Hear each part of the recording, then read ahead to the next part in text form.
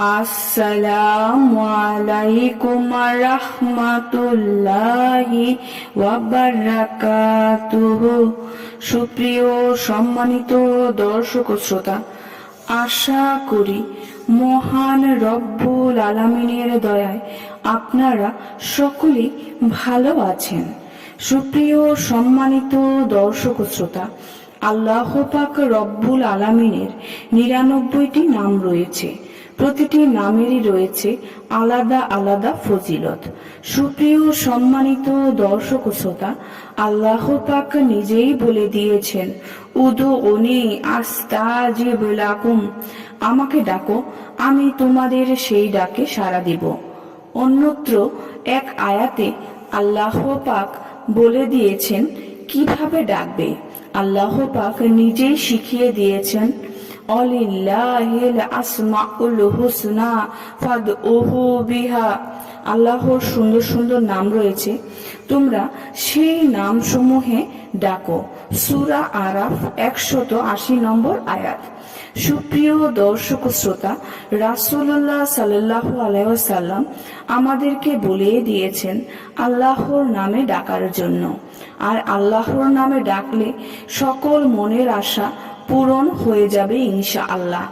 সুপ্রিয় সম্মানিত দর্শক শ্রোতা, আজকে আল্লাহর নাম ইয়া জাহিরু, ইয়া জাহিরু আমল নিয়ে আলোচনা করব।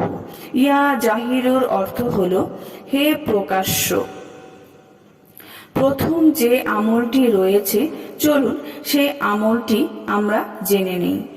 প্রথম আমল, যার দৃষ্টিশক্তি লোপ পেয়েছে সে যদি এশার নামাজের পর প্রত্যহ এই এসএম মোবারক ৫০০ বার করে পাঠ করে চোখে ফুঁক দেয়, তাহলে ইনশাআল্লাহ অচিরেই সে ভালো দৃষ্টিশক্তির অধিকারী হবে।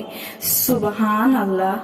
সুপ্রিয় সম্মানিত দর্শক শ্রোতা, ইয়া জাহিরুর দ্বিতীয় যে আমলটি রয়েছে সে আমলটি হলো, যে ব্যক্তি প্রত্যেক এশার নামাজের পর এই এসএম মোবারক অর্থাৎ ইয়া জাহিরু, ইয়া জাহিরু ১০০০ বার পাঠ করে, তার অন্তর আল্লাহর নূরে ভরপুর হয়ে যায় এবং তার সকল মনোবাসনা পূর্ণ হয়।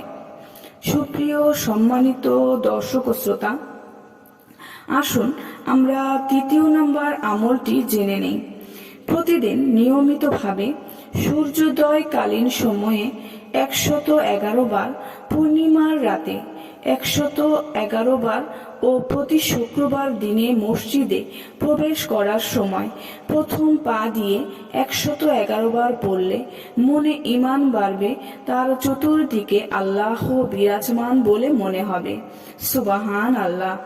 সুপ্রিয় সম্মানিত দর্শক শ্রোতা, আসুন আমরা সবাই আল্লাহ পাক রব্বুল আলামিনের নামে আমরা প্রত্যেকেই ডাকি।